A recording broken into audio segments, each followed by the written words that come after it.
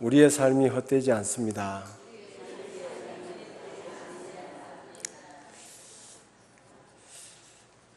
예수 그리스도를 믿고 살아가는 모든 성도들의 삶은 결코 헛되지 않습니다.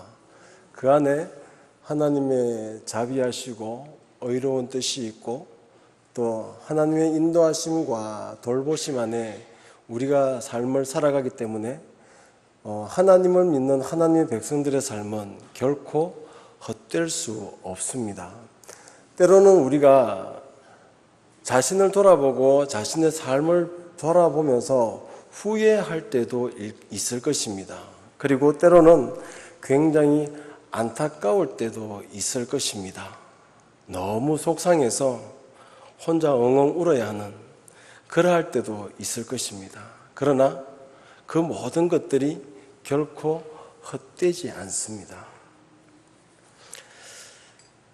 우리는 우리 자신을 돌아보면서 그 순간순간 내가 실수한 것들, 그리고 내가 저질러 놓은 많은 내 인생을 좀 실타래가 꼬인 것처럼 꼬여버리게 만든 듯한 그러한 행동들, 말들, 이런 것들 때문에 우리는 굉장히 속상해하고 굉장히 안타까워할 때가 많습니다. 사도 바울도 그러했습니다. 사도 바울도 자신이 복음을 전하면서 자신이 전한 복음이 혹 듣는 모든 자들에게 온전히 자리 잡지 못하고 자신의 수고와 헌신이 헛될까봐 때로는 굉장히 노심초사했던 인물입니다. 그리하여 사도 바울은 자신이 기록한 서신서에 자신에 대하여서 많은 시간들을 할애하며 많은 문장들을 할애하며 변증하는 것을 볼 수 있습니다. 다른 말로 하면 변명하는 소리를 우리가 들을 수 있습니다. 자기가 복음을 전했는데 내가 전한 이 복음이 결단코 헛되지 아니하다. 그리고 내가 이 전한 복음이 참되며 너희에게는 생명이라는 것을 강조하기 위해서 자신에 대하여 변증하는 것을 많이 볼 수 있습니다. 우리가 이렇게 사도 바울이 자기에 대하여 변증하는 모습들을 볼 때에 우리는 때로 대단한 사람이다. 정말 자신에 대하여서 자존감이 굉장히 높은 사람이다. 정말 자신에 대하여 완벽하게 생각하는 사람이다. 이렇게 우리가 생각해 볼 수 있습니다. 그러나 사도 바울도 결코 실수가 없는 사람이 아니었고 모든 그의 삶과 그의 행위가 완전하지는 못했습니다. 오늘 우리가 읽었던 데살로니가 2장 1절에서 12절에서 사도 바울이 자신에 대하여서 변증하는 것을 보여줍니다. 그런데 왜 사도 바울은 이 데살로니가에 편지하면서 자기에 대하여 많은 공간들을 할애하며 소개하고 설명해야 했는가? 그것이 오늘 우리가 살펴보려고 하는 내용입니다. 그것은 자기가 전한 복음이 혹 헛될까봐, 잘못될까봐 그것이 염려스럽고 걱정스러워서 지금 바울이 자기에 대하여 변증하고 있는 것입니다. 자기가 너무나 잘난 사람이기 때문에 자기를 자랑하는 것이 아니라 자기가 잘못한 행동이 있는데 뭔가 내가 전한 복음을 받아들이는 청중의 입장에서 생각했을 때에 이 복음을 왜곡시킬 수 있는 것들이 자기가 했던 행위 속에 있는데 혹 그것으로 인해서 그들이 복음을 제대로 이해하지 못하거나 자신의 실수로 인하여서 복음을 반대하거나 거부할까 봐 노심초사하며 자신이 복음을 전할 때에 자신의 마음과 그리고 자신이 어떻게 복음을 전했는지에 대해서 설명하고 있는 것입니다. 2장 1절 말씀에 보면 형제들아 우리가 너희 가운데 들어간 것이 헛되지 않은 줄을 너희가 친히 아나니라고 이야기합니다. 이걸 다른 말로 하면 뭐냐면 내가 데살로니가에 가서 복음을 전했는데 내가 이것이 혹 헛될까봐 내가 데살로니가에 가서 복음 전한 것이 헛될까봐 내가 굉장히 염려스럽다라는 의미입니다. 왜 바울이 그렇게 자신이 데살로니가에 가서 복음 전하는 것이 헛되어질까봐 고민하고 있는가? 그것을 먼저 한번 살펴보기를 원하는데요. 첫 번째, 바울이 자신에 대하여서 변정하는 이유는 바울이 데살로니가 교인들을 두고 베레아로 떠났기 때문입니다. 바울은 데살로니가에서 3개월 정도를 사역했습니다. 복음을 전하면서 교회를 차근차근 세워나갈 때에 그 데살로니가에 있던 유대인들과 그리고 이 유대인들이 동원한 깡패들, 폭군들, 이들이 바울을 찾아와서 심하게 핍박하고 그를 못살게 부렸습니다. 이뿐만이 아니라 로마 관원들도 이 바울에게 엄청난 순환을 주면서 고통과 고난 속에 몰아넣었기 때문에 이 사도 바울이 결국 그것을 견디지 못하고 베레아로 도피하게 됩니다. 바울은 사실 이 데살로니가에서 더 이상 복음을 전할 수 없는 상태였습니다. 그래서 어쩔 수 없이 베레아로 피신하게 되는데, 근데 이 피신한 것은 그래도 괜찮은데 이 바울이 떠나감으로 인하여서 데살로니가에서 사도 바울을 통하여 복음을 들었던 이 데살로니가 성도들이 실족하게 되었습니다. 버림받았다라는 생각이 이들에게 든 것입니다. 즉 바울은 거의 그들에게 와서 복음을 전해놓고 복음을 받아들여 예수 그리스도를 믿게 만들어 놓고 그리고는 고통과 고난을 이기다 못해 떠나버린 것입니다. 그러니까 바울에게 복음을 전해 들었는데 바울이 떠나버리니까 바울에게 복음 들었던 이 성도들이 실족하여져 버린 것입니다. 사랑하는 성도 여러분, 살아가면서 혹시 버림받아 본 적이 있습니까? 사랑하는 사람에게 퇴짜를 맞았다거나 뭐 이런 거 우리 학생들의 청년들한테 이야기에 잘 통하긴 합니다만은 그 버림받았다는 이 느낌이 한 사람의 인생을 파괴시켜 놓을 수도 있습니다. 어릴 적에 부모에게 버림받았던 아이들은 때로는 폭군이 되기도 하고 때로는 세상을 어지럽히는 그러한 불순한 행위로서 살아가는 것을 많이 볼 수 있습니다. 왜 그러냐면 부모로부터 버림받은 그러한 자기는 쓰레기와 같다라고 생각하기 때문에 그렇습니다. 그래서 쓰레기와 같은 인생을 살게 되는 것입니다. 바울에게 복음을 들었습니다. 그런데 이 바울이 이 데살로니가 교회를 버렸습니다. 떠나버린 것입니다. 이때 찾아오는 이 상실감. 내가 당신이면 내 리더로 충분합니다. 당신에게 내가 올인하겠습니다. 당신이 가는 곳이라면 내가 어디든지 따라가겠습니다. 결단하며 한 사람을 의지했습니다. 그런데 어느 순간 전적으로 신뢰하고 온전히 따랐던 그로부터 버림받게 된다면 그때의 실족하는 마음과 상실감은 이루 말할 수 없을 것입니다. 데살로니가 교회 성도들이 그러한 상황에 있었습니다. 그리고 또 한 가지가 무엇이었냐면 유대인들이 바울을 떠돌이 철학자로 매도했다는 것입니다. 바울이 데살로니가의 복음을 전하다가 베레아로 떠났습니다. 떠나고 나니까 거기에 남아있던 이 유대인들이 이 데살로니가 이 성도들을 찾아와서 바울이 전하는 이 지혜와 지식은 바울이 온전한 하나님에 대하여 복음에 대하여 전하는 것이 아니라 스토아 학파에서 나온 떠돌이 철학자들처럼 지식을 파는 것이다 라고 매도해버렸습니다. 무슨 말이냐 하면 바울이 복음을 전하기 위하여 이 아시아 지역을 돌아다닐 때에 스토아 학파에서 나온 떠돌이 철학자들이 있었습니다.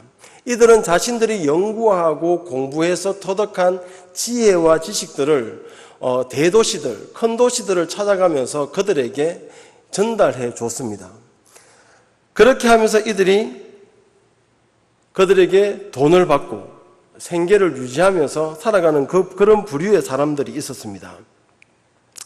이들이 전하던 중요 지혜와 지식이 무엇이었냐면 성공하는 삶, 구원, 영생, 올바른 삶, 행복한 삶 이런 것들에 관한 것이었습니다.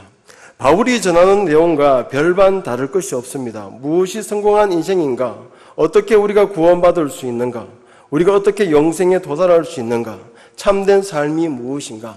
행복한 삶은 어떻게 우리에게 찾아오는가? 모두가 우리가 듣는 설교요, 성경에 기록되어져 있는 내용들입니다. 이 스토아 학파에서 나온 이 떠돌이 철학자와 바울이 비슷하게 보였다는 것입니다. 이런 부류가 존재했기 때문에 바울도 이 도시 저 도시를 돌아다니면서 복음을 전했는데 꼭 떠돌이 철학자들처럼 비슷하게 보였다는 것입니다.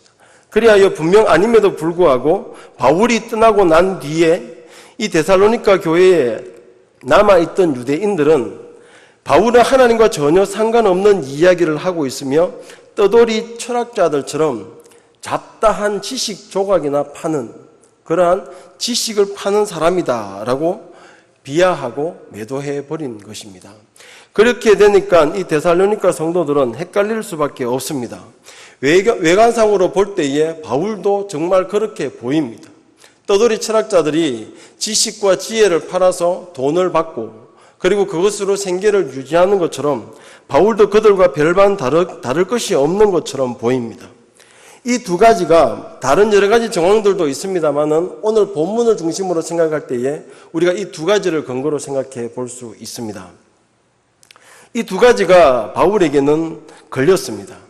자신이 떠나버린 이것이 자신이 전한 복음이 헛되게 만들까봐 노심초사하게 되어졌습니다.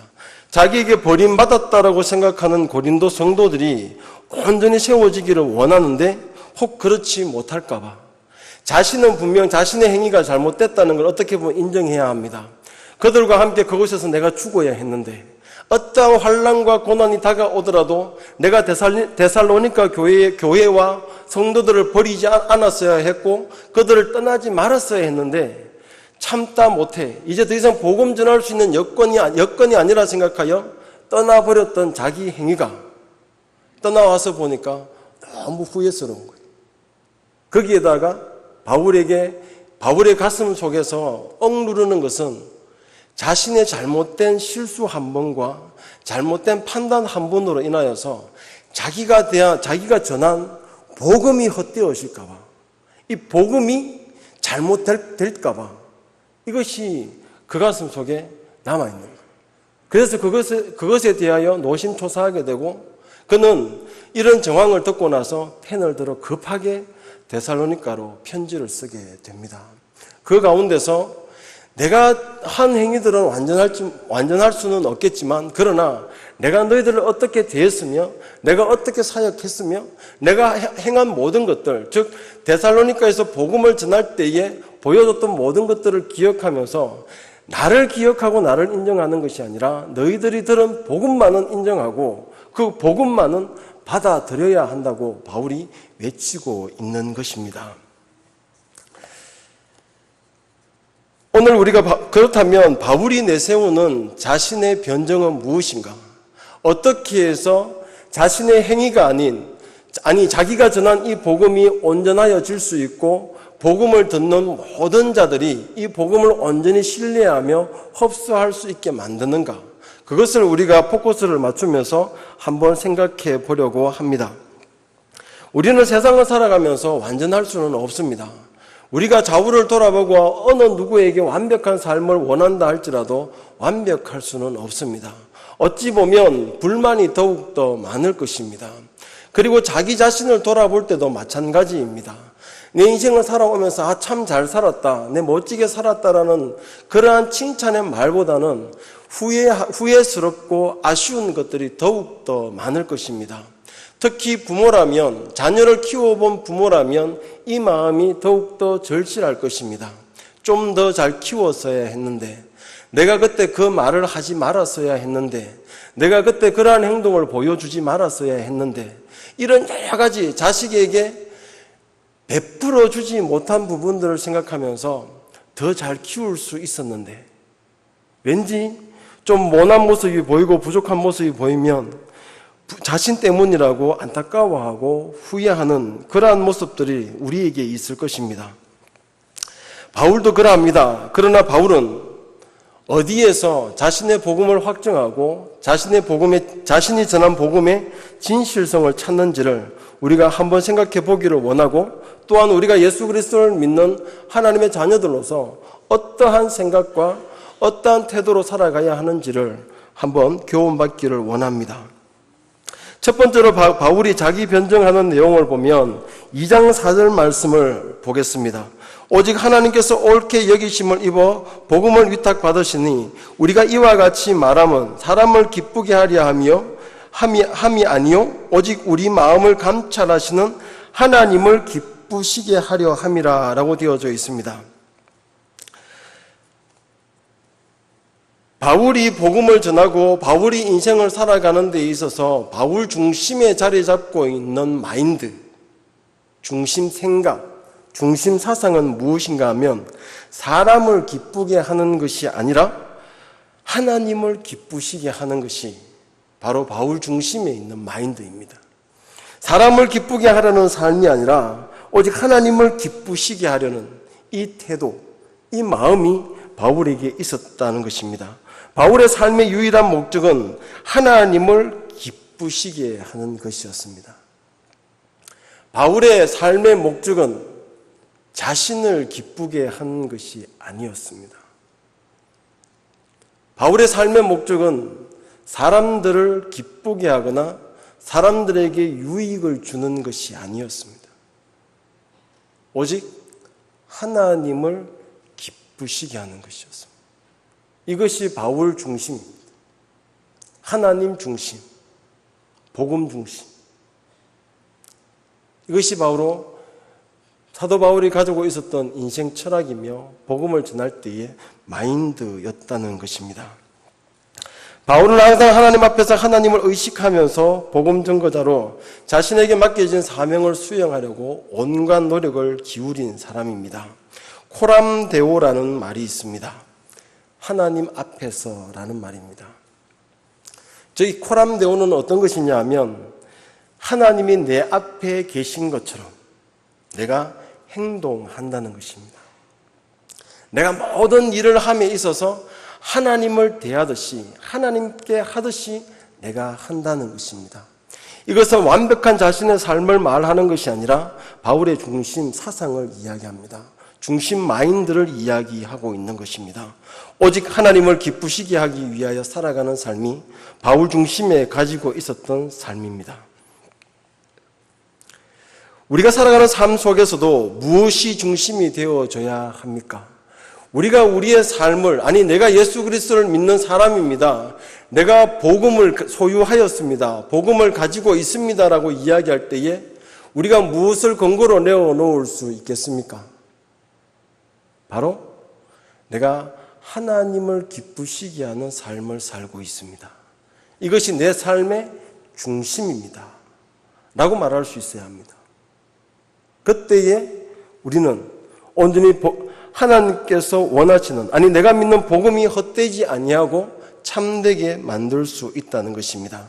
하나님을 믿는다고 말하고 예수 그리스도를 내가 구주로 영접하여 내가 예수 그리스도를 말미암아 내가 하나님의 백성이 되었습니다라고 고백한다 할지라도 그 삶 속에 하나님을 기쁘시게 하는 삶이 아니라 자신을 기쁘게 하는 삶을 살고 있다고 한다면 그것은 잘못된 것입니다. 그리고 사람들을 기쁘게 하는 삶, 사람들에게 유익을 끼치는 삶을 살기 위하여 애쓰고 노력하고 있다고 한다면 이것 또한 말씀과 맞지 않습니다.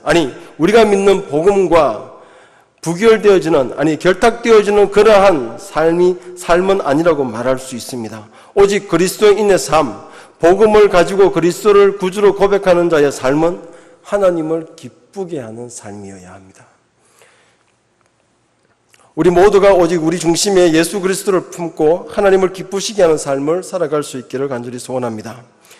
이렇게 중심에 하나님을 기쁘시게 하는 삶을 살겠다는 그러한 중심 마인드를 가지고 있으니까 사도 바울이 그 삶 속에서 행동으로 나타났던 몇 가지 흔적들이 있습니다. 첫 번째로는 바울은 사람에게 얽매이지 않았습니다.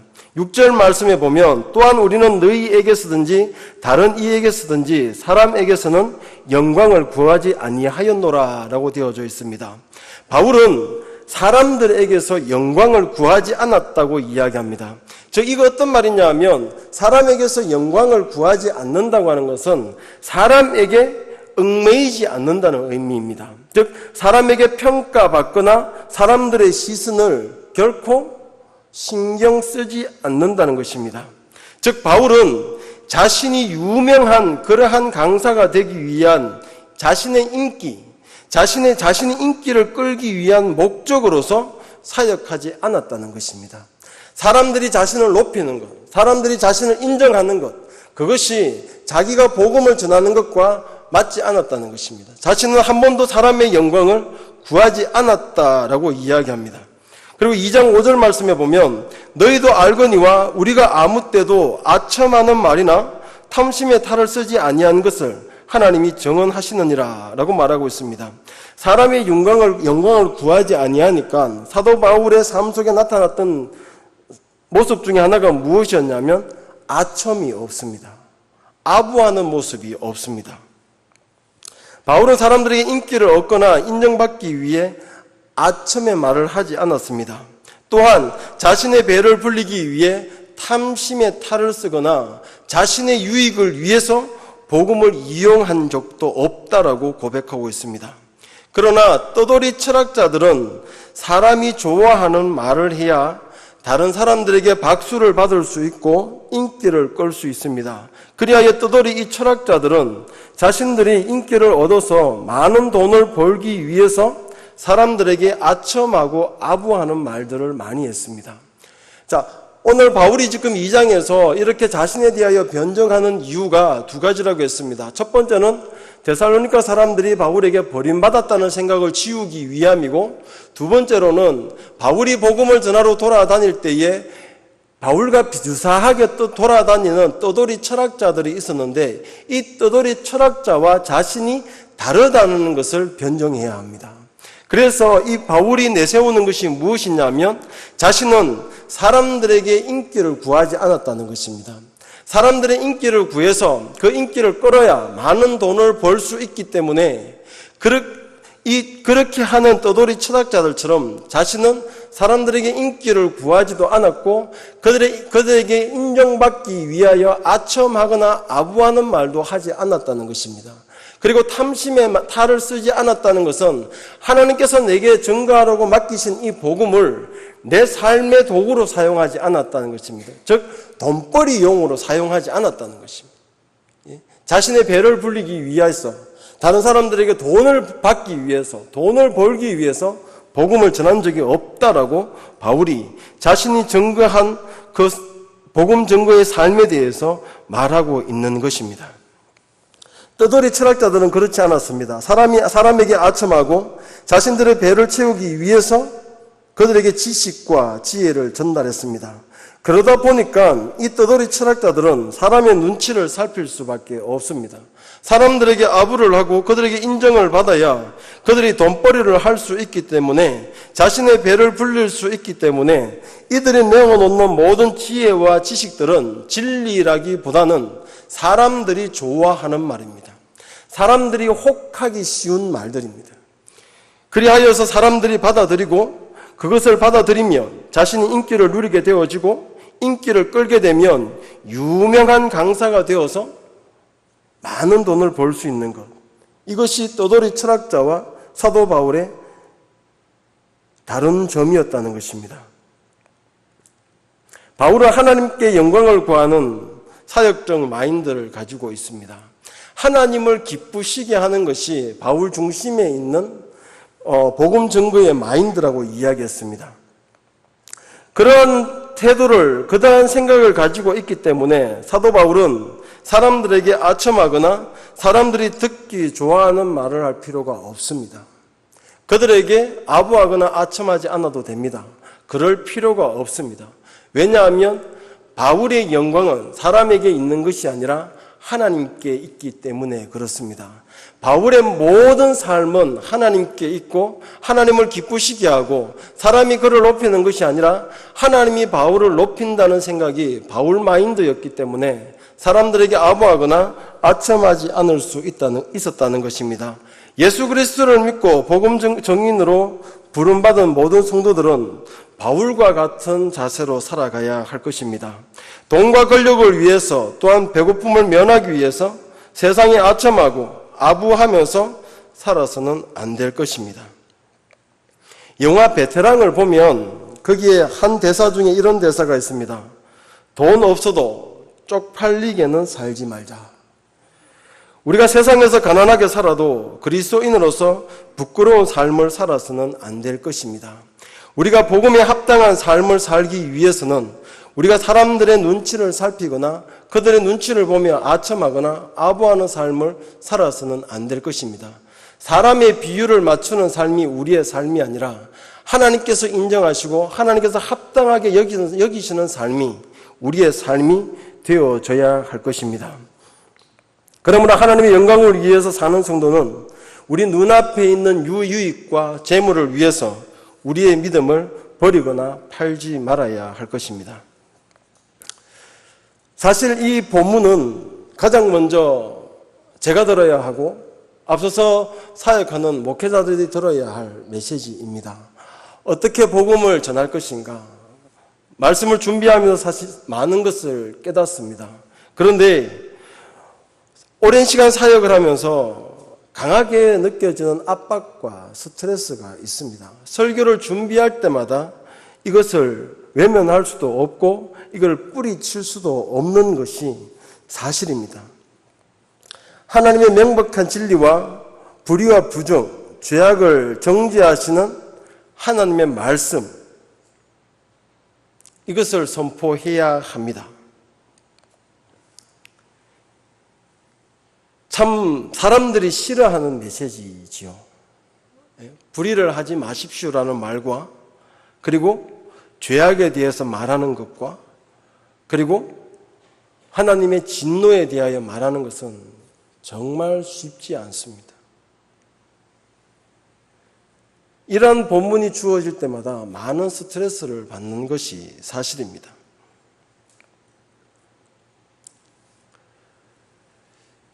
우리가 지지난주까지 구약성경 호세아서를 수요일마다 묵상했습니다.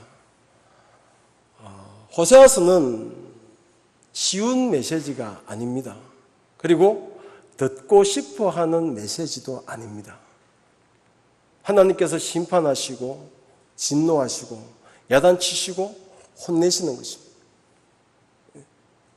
사람이 야단을 맞고 혼냄을 당한다는 것을 좋아할 사람은 아무도 없습니다. 그런데 설교자는 해야 합니다. 복에 대해서만 말할 수도 없고 성경을 한편으로 잘라서 한쪽만 이야기할 수는 없습니다. 그런데 많은 사람들은 용기 주는 메시지, 희망을 주는 메시지, 내가 지금 힘들고 어려운데 이것을 극복할 수 있는 메시지를 듣기를 원합니다. 그런데 우리는 기억해야 합니다. 지금 내가 당하고 있는 고난과 고통이 어떤 용기와 희망의 메시지로 해결되어지는 것이 아니라 호세아가 이스라엘을 향하여서 외쳤던 그 메시지가 우리에게 필요할 수 있다는 것입니다. 그 메시지가 우리에게 희망이 되고 그 메시지가 우리에게 소망이 될 수도 있다는 것입니다. 그러나 이러한 것들을 강단에서 외치는 것이 쉽지는 않습니다. 그리하여 이러한 말을 할 때는 어떤 분이 이렇게 표현하더라고요.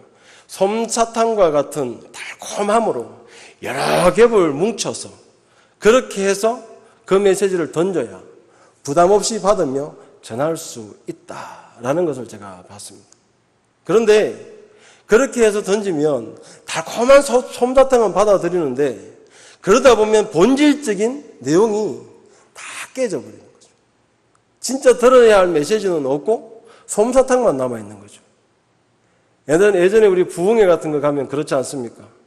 재밌게 설교하신다고 이런 예와 저런 예와 재밌는 예와 다 꺼들 나와서 한바탕 1시간, 2시간을 웃겨 놓습니다. 그러면 집에 가면 기억나는 것이 실컷 웃었던 그 이야기거리밖에 없습니다. 그걸 통하여서 그 목사님이 던지려고 했던 메시지는 온데간데 없는 거죠.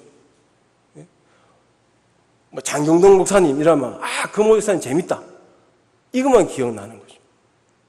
이러면 안 된다는 거죠. 이게 무슨 이야기냐면 정말 성도들이 들어야 하고 정말 필요한 메시지를 전달하는 것이 굉장히 어렵습니다.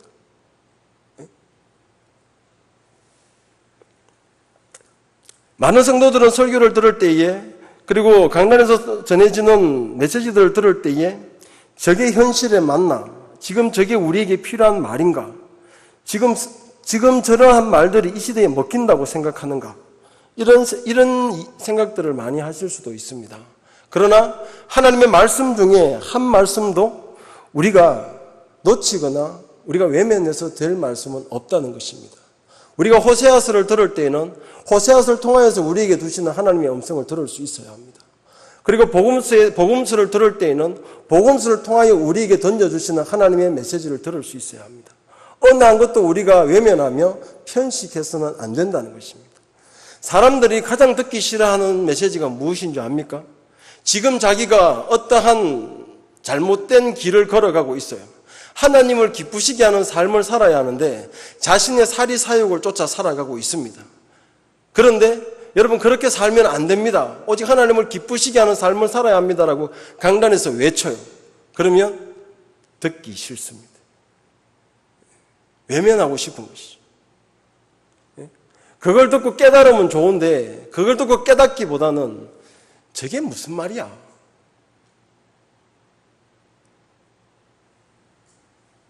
우리가 하나님의 말씀을 들을 때에 우리가 이런 식으로 들어서도 안 될 것이고 그리고 강단에서도 한쪽으로 성도들이 좋아하는 말들로 그렇게 유혹하듯이 그렇게 들어서도 안 된다는 것입니다. 시간이 많이 가서 설교를 줄이겠습니다.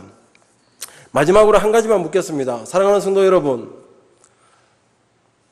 우리는 왜 부흥을 원합니까?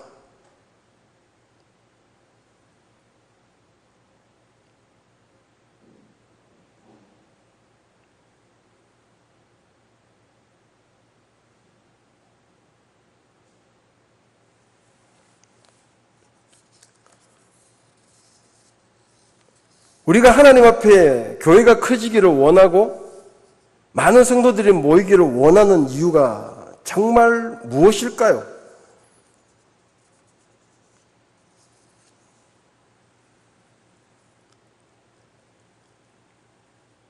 제가 한 번은 이런 생각을 했습니다. 저도 부흥을 원합니다. 우리 청년부가 한 200명, 300명씩 본당이 터졌으면 좋겠어요. 막 들어오기 위해서 줄 섰으면 좋겠어요. 근데 한 번은 이런 생각을 했습니다. 목회자에게는 이런 부흥을 기대하고 꿈꿉니다. 그리고 교회 리더들도 그런 생각들을 할 것입니다. 그런데 청년부에 나오는 한 사람 한 사람의 청년들은 과연 청년부의 부흥을 원할까? 아니, 다른 말로 해서 저들은 청년 공동체의 부흥에 관심이 있을까?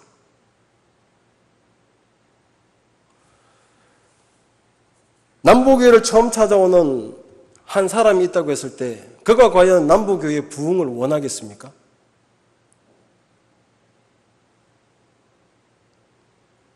우리는 왜 교회의 부흥을 원하는 것입니까?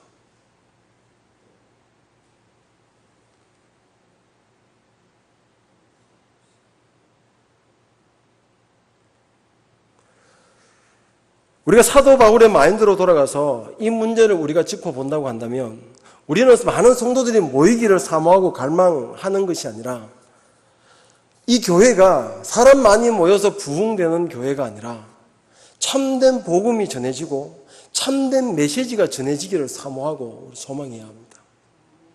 그런데 과연 이 시대에 참된 하나님의 메시지가 증거되어지고 하나님의 말씀이 선포될 때에 과연 세상의 사람들은 그 메시지를 듣고 싶어 할까?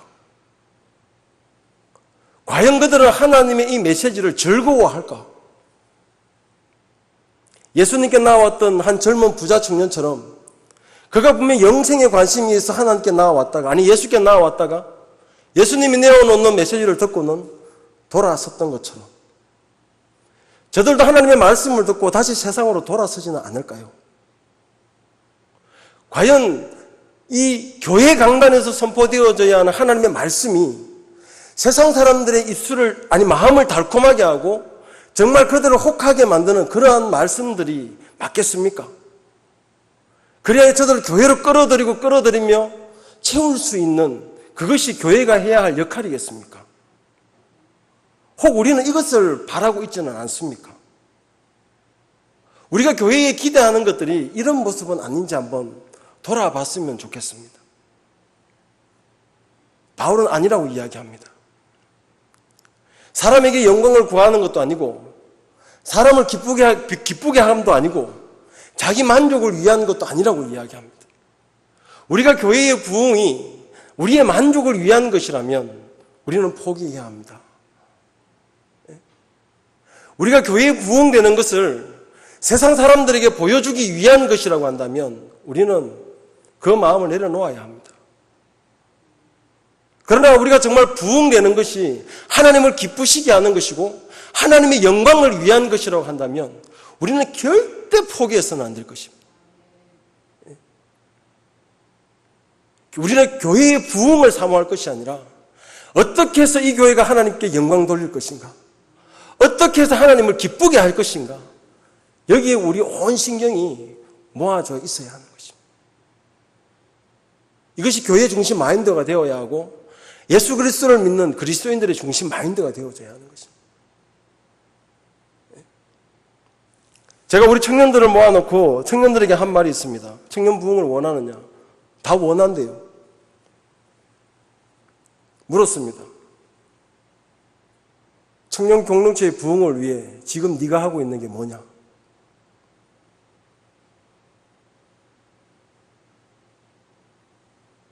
우리 성도님도 똑같이 묻겠습니다. 교회 부흥을 위해서 지금 하고 계신 일이 무엇입니까?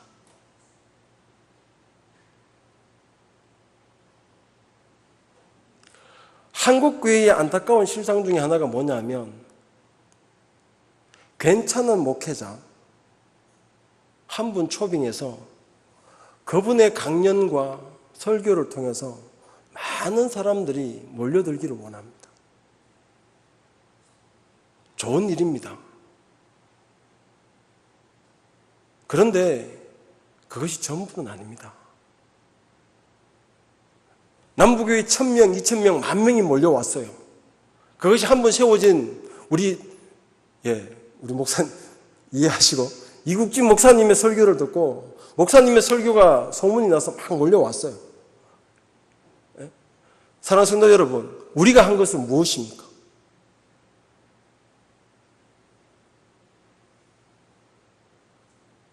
우리는 거기에 고스란히 그냥 숟가락을 얹어 놓지 말아야 합니다. 근데 우리는 꼭 우리가 한 것처럼 한 것 있죠. 세상이 만족할 만한 목회자를 모셔왔는 것, 그건 맞습니다. 그러나 그분 어디에 가 있어도 그 일을 하실 분입니다. 하나님이 우리에게 원하시는 것은 이 모습이 아니라 정말 바울이 가지고 있는 것처럼 온전히 우리의 모든 삶을 통하여 하나님을 중심에 두고 하나님을 기쁘시게 하고 하나님께 영광 돌리는 삶, 정말 내가 믿는 복음에 합당한 삶을 살기 위하여 그것을 가슴에 품고 나아가야 한다는 것입니다. 마지막으로 질문 던집니다. 우리가 예수 그리스도를 믿는 사람들로서 우리의 삶 속에 어떠한 모습으로 살아가야 하겠습니까?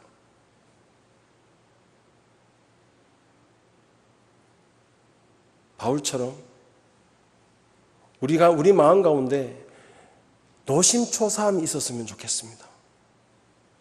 자기가 전한 복음이 혹 헛될까 봐, 자신이 실수하고 부족했던 것 때문에 자신이 전한 예수 그리스도의 그 이름이 헛될까 봐, 그 복음을 전한 데살로니가 성도들이 온전히 서지 못할까 봐 노심초사하며 자신을 조금씩 드러내는 바울의 모습이 우리의 모습이 되어져야 할 것입니다. 주변에 있는 많은 사람들이 혹 나 때문에 예수 믿다가 실족할까 봐, 예수 믿지 못할까 봐. 그것을 우리가 안타까워하고 바울이 가지고 있던 이 마음으로서 우리가 살아가게 된다면